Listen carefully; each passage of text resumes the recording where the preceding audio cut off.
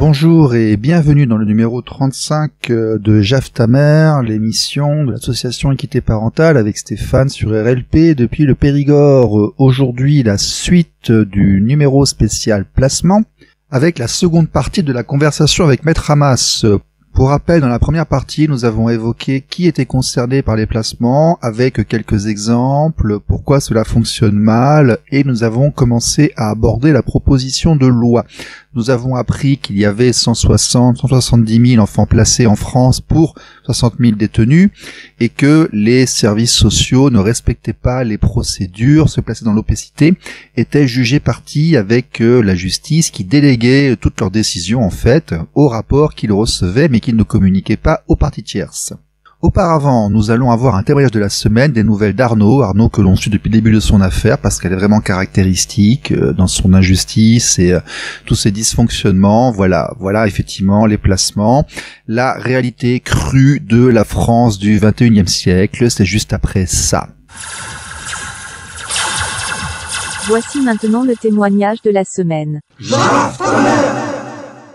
Bonjour, j'ai été convoqué par la brigade des mineurs en décembre alors que mon fils a été placé qu'au mois de février. Étant donné la lenteur des démarches, un premier jugement a été établi à défaut étant donné que je n'ai pas été attendu par les services de police. De ce fait, au mois de juillet, il y a eu une reconduction du placement de mon enfant. D'accord, parce qu'ils étaient en retard en fait, et ils t'ont porté depuis février. Oui, voilà, tout à fait. D'accord. Et ils m'ont dit, on a énormément de dossiers, vous n'êtes pas le seul. C'est pour cette raison-là qu'on vous convoque que maintenant. D'accord. Tu m'as expliqué aussi que l'ASE changeait les modalités, ton enfant, tu le voyais pas, qui faisait un peu ce qu'il voulait, mais sans passer par le juge, qui puisse dormir chez toi ou pas, c'était vraiment très aléatoire, il n'y avait pas tellement de règles en fait, non ?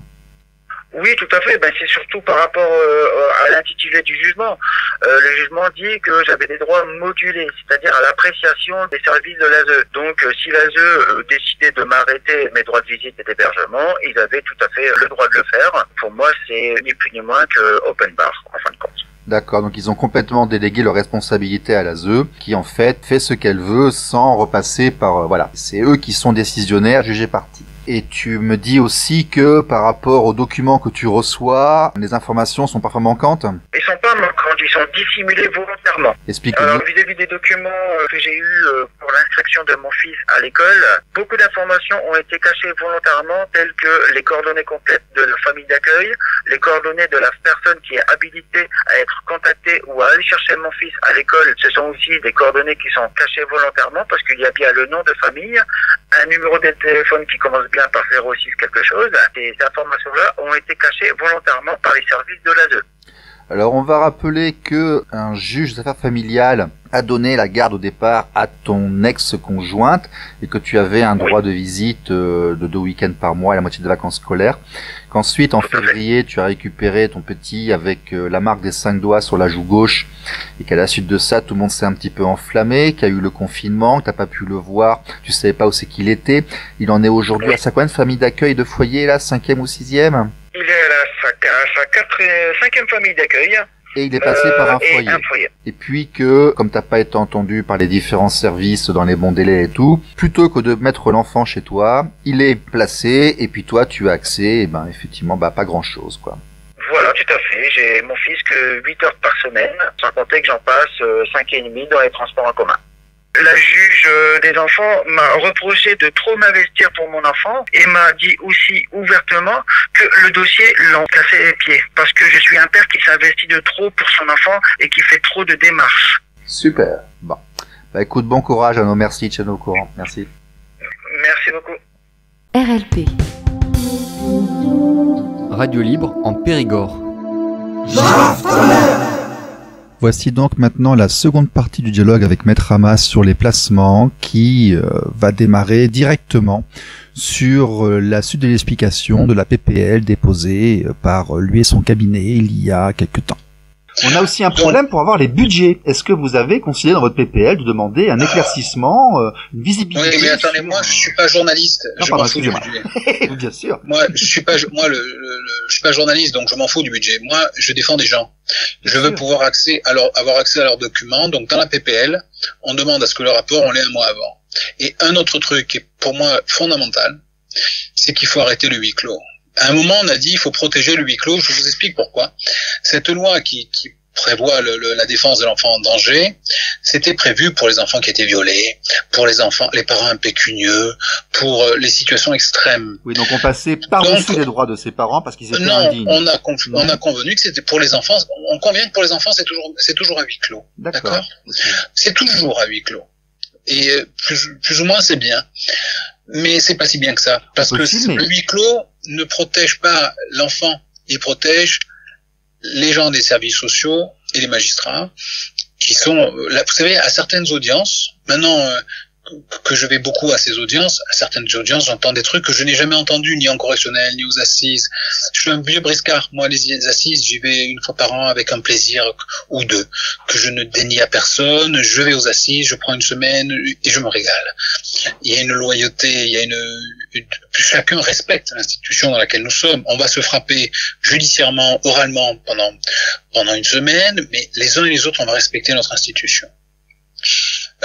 Jamais un juge ne va interpeller de manière directe un bonhomme en étant désagréable, en étant vulgaire ou en passant les limites. Mais moi, toutes les semaines de ma vie, depuis que je fais ce métier-là, je vois des gens qui dérapent. Je vois des gens qui dérapent. Des gens des services sociaux qui dérapent tout le temps. Le maxi, je l'ai déjà dit plusieurs fois en antenne, étant à jeun, ou une maman qui n'en peut plus du placement et qui dit au bout de 2 ans, dit mais je vous en supplie, rendez-moi au moins mon enfant le week-end, et se met à pleurer comme un enfant. Et à côté, la nana des services sociaux qui la regarde et qui riait.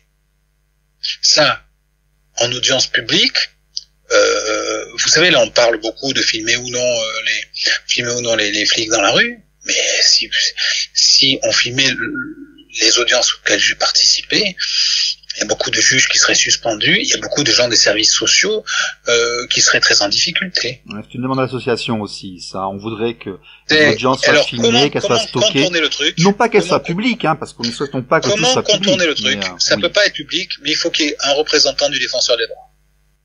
Ou alors on filme, on stocke et on peut y accéder ensuite par huissier ou par requête ou oui, mais filmer, on voit pas l'attitude du juge. Vous savez, j'ai vu dans le milieu de la France un juge avec qui vraiment on est à la châtaigne à chaque audience, c'est très compliqué. Chaque audience c'est très compliqué. Défenseur des droits, ça veut dire mettre une personne en plus, il faut la payer. Il y a beaucoup de tribunaux en France, beaucoup d'audiences, ça coûte cher. Oui, mais ça mérite, monsieur. D'accord. Ça mérite. Oui, mais quand je regarde l'état des tribunaux où ils n'arrivent pas à avoir des feuilles parfois pour la photocopieuse. Que l'on filme, ça soit bien. Mais il faut voir l'attitude. Il faut que la caméra ne filme pas que les gens qui sont derrière. Il faut filmer. Excusez-moi, j'ai honte de le dire. J'ai honte, mais j'ai également vu. Alors moi, je dérape parfois. Et le bâtonnier me tire les oreilles quand je suis allé parfois trop loin. C'est un peu sanguin, oui. Mais de notre côté, jamais plus loin jamais si loin. Oui, non, Par contre, moi, j'ai vu des attitudes de magistrats qui sont inqualifiables. Absolument. Nous avons des cas où on demande nos opinions politiques. J'ai des gens qui viennent me voir j'ai des gens qui sont venus me voir en disant qu'on leur demandait leur opinion politique. Enfin, disons, il y a parfois certaines choses. Ça fait partie de 2 trucs que moi j'ai jamais vu, dont les réseaux sont friands. Les réseaux politiques et également la pédophilie. Les réseaux pédophiles. Alors, c'est un truc qui est même agaçant. Non, là, on déborde un petit peu. Par contre, si vous voulez, moi, c'est Majaf à moi qui m'a demandé pour qui j'ai voté dans ma première audience, ma première ONC en 2016. Donc ça existait. C'est bien dommage qu'il n'y ait pas une caméra. Et d'ailleurs, absolument. Et c'est pour ça que, d'ailleurs, c'est cette chose-là qui a fait, je parle très peu de moi, généralement à l'antenne, mais dans ce cas-là, effectivement, c'est cette audience-là qui a fait, je me suis investi dans le milieu associatif et nous militons pour que ces audiences soient filmées parce que un greffe malgré toute ta bonne volonté et ses 10 doigts, ne peut pas tout écrire. Et donc il est hors de question de mettre ces choses-là publiques. Ça serait bien le film, mais il faut que le film inclue le magistrat. Il faut que la caméra soit postée comme si c'était une personne supplémentaire avec la disposition dans la salle. Ça serait plutôt bien. Le seul moyen de restituer, parce que tout le monde se tiendrait bien, et là il y en a qui se tiennent pas bien. Il y a des tribunaux en France où moi je peux dire que je déborde, parce qu'on me le dit souvent, on me tire les oreilles, mais il n'y a pas que moi à déborder. Et quand je déborde, objectivement, c'est parce que je suis passionné, que je crois encore dans ce métier que j'exerce, et je retrouve dans ce combat qu'on mène pour les enfants la violence et le bonheur de la défense que je connais aux assises. Et aux assises, on défend des gens en espérant qu'on va leur amener une vie meilleure, c'est du moins d'arriver à trouver une solution plus juste souvent. Et ce combat disproportionné qu'il y a aux assises, où il y a un seul type avec son avocat contre 40, 50 personnes qui ont travaillé sur le dossier, c'est exactement le même combat que l'on vit au tribunal pour enfants, parce que c'est un combat d'une violence sans pareil. Sans pareil, hein. Au niveau judiciaire, pour moi, il n'y a que 2 combats, les assises et le juge pour enfants. Et le juge pour enfants est beaucoup plus dur parce que s'y rajoute le mépris. Le mépris des parents. Un mépris le plus profond des parents. Pour les gosses de la tasse. Romantique. Ok. Maître Hamas, une question que j'ai très souvent en permanence, comment faut-il agir avant que la situation ne dégénère pour un placement ? Par exemple, là j'ai quelqu'un qui est venu me voir, qui m'a dit j'ai un problème, je tente de scolariser mes enfants à la maison, je le fais bien, mais en ce moment il y a un gouvernement qui ne souhaite plus ou qui lutte contre ceci. J'ai eu 3 assistantes sociales qui sont rentrées chez moi, elles ont regardé mes peintures sur les murs, comment je m'occupais de ma fille, pourquoi elle voit plus sa maman qui est à l'étranger alors que moi je suis seul avec elle, que je le sens pas bien, ils ont dit que je vivais en couple avec mon enfant, elles ont été très méprisantes et autres, je suis très inquiet. Qu'est-ce qu'il faut que je fasse? Eh bien, scolariser ses enfants. C'est tout simple. Alors, excusez-moi, je vais dire un truc que les gens n'ont pas envie d'entendre. Il y a des feux qui, lorsqu'ils se déclenchent, attirent l'attention des services sociaux. Oui. L'école est obligatoire en France, point. Ça veut pas dire qu'on n'a pas le droit de scolariser à la maison.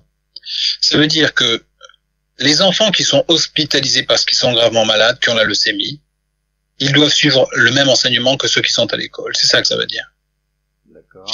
Ça ne veut pas dire le contraire. On a le droit de ne pas mettre ses enfants à l'école. La règle, c'est les enfants servent à l'école. Point barre, punta basta. D'accord. De manière générale, alors, en extension... attendez, il y a une deuxième raison qui est importante, c'est pour les vaccins. Ceux qui disent, moi je décide de ne pas vacciner. C'est d'un deuxième repère, et souvent les deux vont ensemble. La déscolarisation de l'enfant pour faire l'école à la maison, et souvent ça s'accompagne du refus du vaccin. Si vous faites ça, que vous allumez ces 2 feux, vous allez avoir les services sociaux à la maison, et vous allez commencer à avoir des maux de tête. Là, il faut immédiatement prendre un avocat. Tout seul, vous en sortirez pas. Avant la procédure, avant que ça commence. Bien sûr. Il faut que vous montriez que vous êtes déjà organisé et prêt au combat. Mais attention, ils sont plus forts que vous. Ils sont plus forts que vous, et vraiment, c'est un signal fort. Si vous déscolarisez vos enfants, votre enfant que vous êtes seul, ils vont penser que vous êtes dépassé, que vous faites l'école à la maison, que vous êtes dépassé donc, et là, le risque de placement est très important. D'accord. Donc par extension, on va dire qu'il vaut mieux ne pas allumer les feux et essayer de passer en dessous du radar. Il faut passer en dessous des radars. Surtout quand on est fragile. Surtout quand on est fragile et qu'on vit seul. Parce que là, c'est un deuxième truc. On va vous reprocher de vivre seul. Vous vivez seul, vous scolarisez votre enfant à la maison, donc vous êtes un père exclusif ou une mère exclusive, vous faites un couple avec votre enfant. Après, j'ai eu d'autres cas, j'ai un papa qui était séparé avec la maman, et puis j'ai l'enfant qui pleurait beaucoup à l'école parce que c'était un passage de bras. Le passage de bras se faisait à l'école. La maîtresse a fait une information préoccupante, et les services sociaux ont débarqué, et puis ça s'est compliqué assez rapidement, alors que le père... Ça se complique. Là, vous savez, quand on est seul, il faut pas montrer de fragilité. La scolarisation à la maison, c'est pas prévu par la loi, c'est pas fait pour ça. Et pourquoi on scolarise les enfants? C'est que les gens oublient. On les scolarise pas pour leur enseigner bien, mais pour qu'ils vivent ensemble. C'est la raison pour laquelle on scolarise les enfants. Du coup, en faisant ça, c'est en attirant l'œil sur vous. Après, c'est compliqué. C'est compliqué. Donc Vraiment. vous dites, vous, avant l'audience, dès qu'on commence à être confronté à des rapports hostiles ou dès qu'on a un ou deux feux d'allumés, on montre qu'on est organisé avant que ça dégénère. Il y a des moments où il faut se mettre en mode furtif. Quand vous les sentez venir trop proches, il faut baisser la voilure. Réellement, parce que, vous savez, ils ont tout pouvoir. Et quand on vous a placé les enfants, nous, on sait par définition qu'on part sur 1 an, voire 2. C'est 1 an ou 2 sans vos enfants, et c'est vos enfants qui grandissent ailleurs. Du coup, quand on est dans l'œil du cyclone, quand on les voit arriver, il faut baisser la voilure et pas l'attendre. Il faut pas dire, moi, les vaccins, c'est non, moi, c'est école à la maison, punta basta. Voilà, ça, c'est pas possible. Ah, je comprends. Très bien. C'est pas possible parce que vous vous mettez grandement en danger. Pour les gosses de la DAS. Romantique. Ok.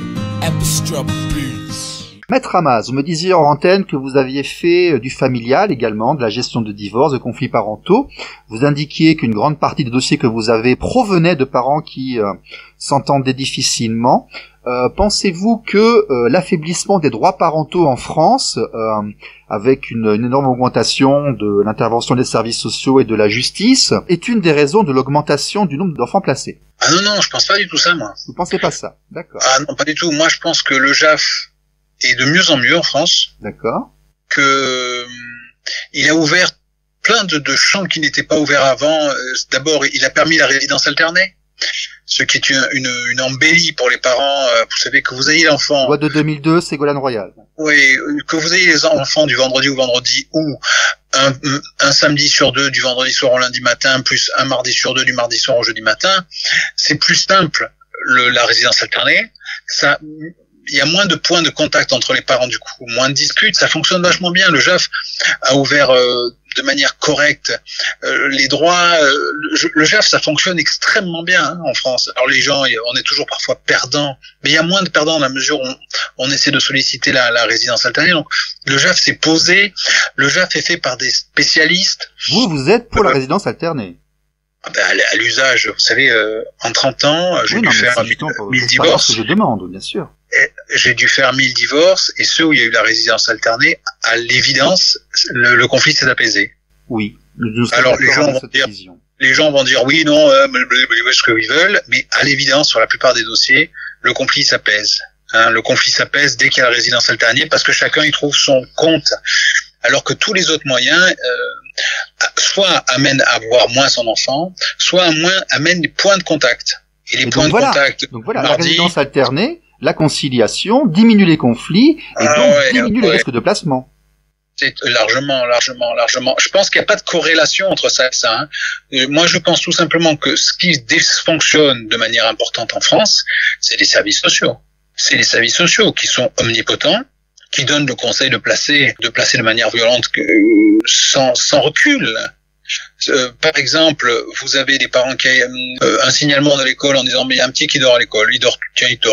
Voilà, il fait que dormir. Il s'allonge, il dort. On convoque les parents. Là, il y a une nana qui a jamais fait de psycho, qui a aucun diplôme en psychologie, zéro, walou, nada. Et parfois, elle a même pas fait l'IRTS. Qui a jamais été psychiatre de sa vie. Et celle-là va s'asseoir et avec un air épanoui, comme si elle vous annonçait la recette de la tarte au citron, elle va expliquer comment il faut placer votre enfant parce que il est en souffrance.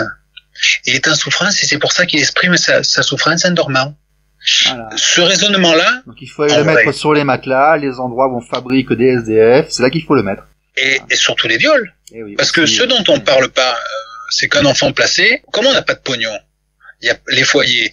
Souvent, on mélange les enfants, le petit Eric ou la petite Sophie ou Khadija qui a 8 ans et qu'on place parce que ses parents se disputent, quoi que ce soit. Mais il y a également des délinquants qui sont placés pour essayer de trouver un cadre familial. Et là, ils se font défoncer. Ils prennent des coups, il y a des attouchements sexuels, il y a des viols.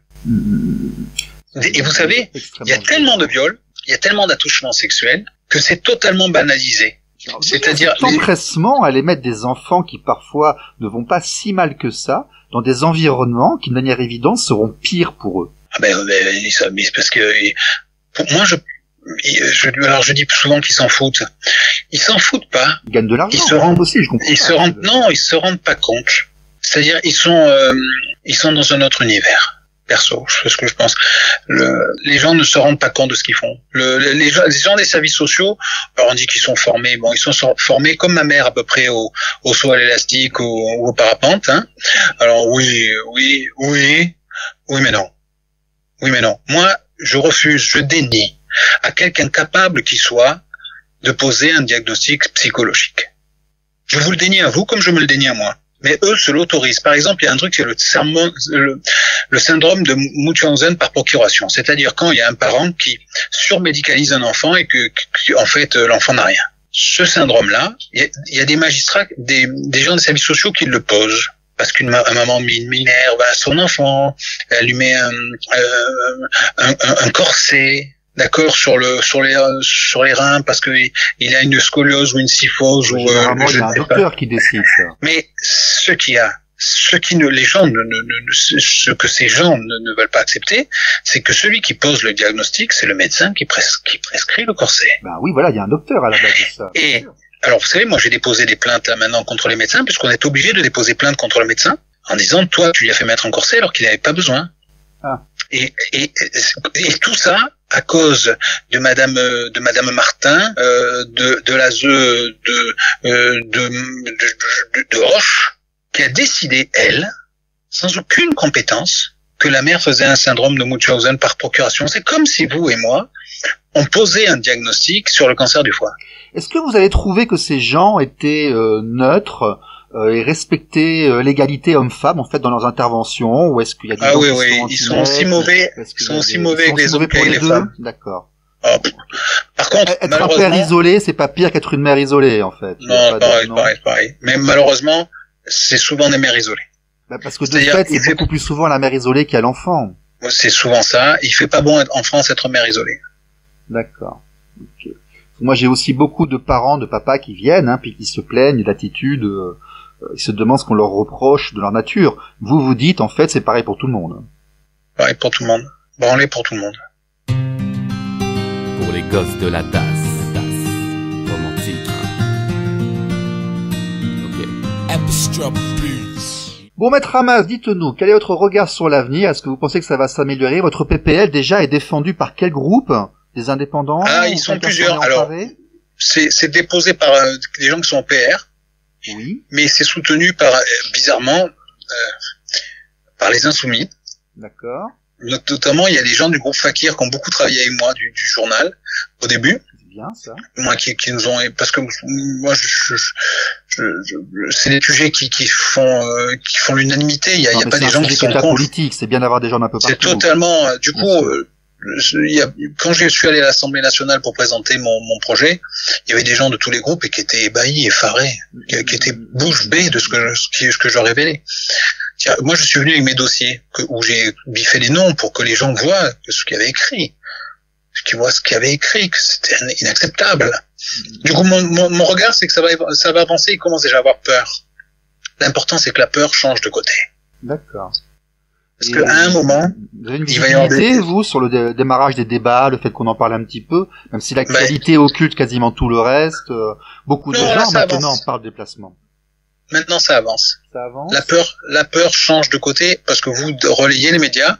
Oui. On a eu une première émission sur TF1, on a eu une sur M6, on a eu tous les médias radio, et maintenant on avance. Et moi je suis que pas porte-parole toujours. Moi j'ai pas envie d'être député, j'ai pas envie d'être rien du tout. Je veux rester dans ce que j'aime faire. C'est me retrouver dans les tribunaux avec ce combat que j'aime mener. Donc moi la politique je m'en fous, mais alors force de. Ce qui m'intéresse c'est le combat. Là je pense qu'on a gagné notre combat. Maître Hamas, merci beaucoup. Au revoir et à très bientôt. Merci. Merci. Bonne journée à vous. Pour les gosses de la tasse. Romantique. Ok.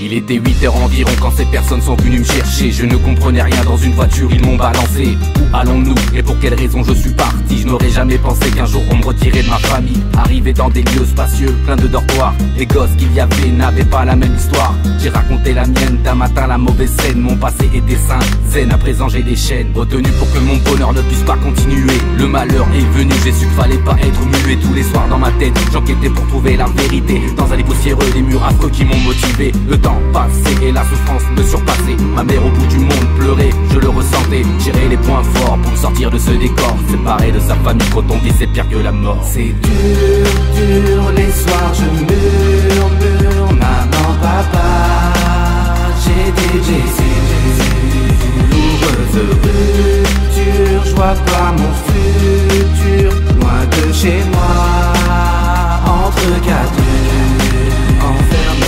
Entouré par des personnes nommées éducateurs, formés pour nous donner soi-disant toujours le meilleur. Les repas ponctuels m'avaient fait perdre l'appétit.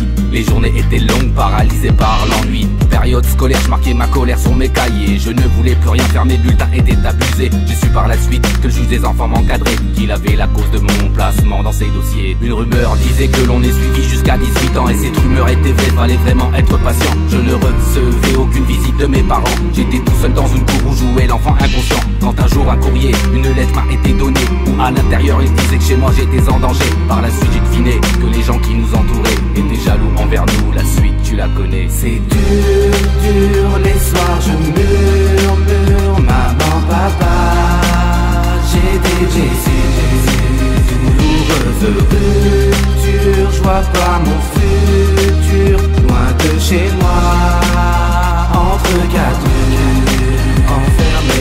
L'assistante sociale nous conduit au tribunal. Un avocat à mes côtés pour la décision finale. Ma mère dans la salle d'attente, j'étais seul dans la pièce. Il profitait de son absence pour me donner de la tristesse. C'est sincère, ce que j'entendais était totalement faux. Comme une éponge absorbe l'eau, lui il absorbe les mythos. Sa phrase décisive était un avis défavorable. Il dit votre mère pour vous élever, elle n'en est pas capable. L'avocat avec côté n'a pris aucunement ma défense. Il m'a seulement dit petit, vas-y prends l'histoire dans le bon sens. Après ça j'ai été victime de délinquance. Enfance plus souffrance et quel bordel dans la France. L'enfant en danger, on s'en fout, on ne l'aide pas. Et celui qui a la chance d'aller bien, on l'emmerdera. Je veux dire aux enfants concernés par ce vécu, seule la force et l'espoir fait que je les ai vaincus. C'est dur, dur, les soirs je murmure. Maman, papa, j'ai des douloureuses ruptures. Je vois pas mon futur, loin de chez moi, entre quatre murs, enfermé. C'est dur,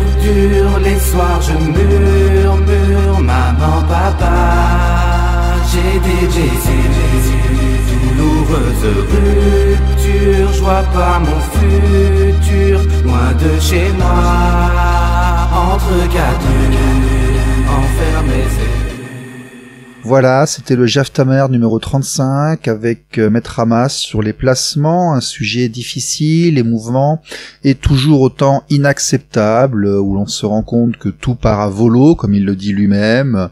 Que fait-on de nos enfants encore aujourd'hui en 2021? Comment allons-nous essayer durant ces prochains temps, ces prochaines années de mieux gérer les séparations qui malheureusement font aujourd'hui partie de notre société?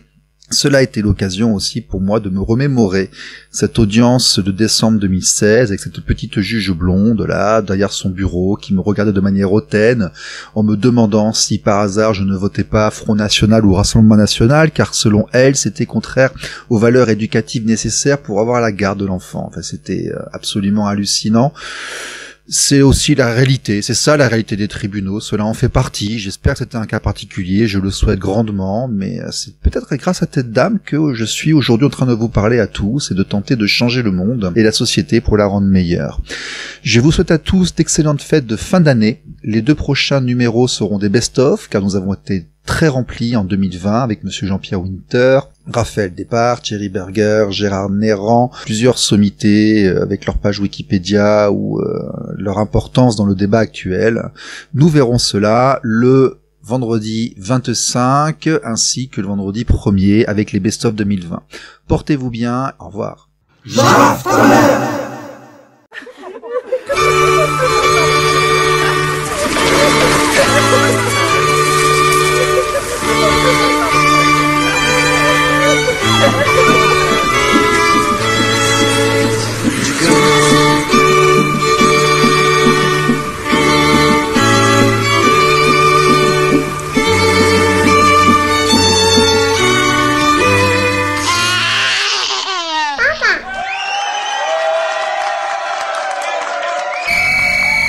Jaftamer.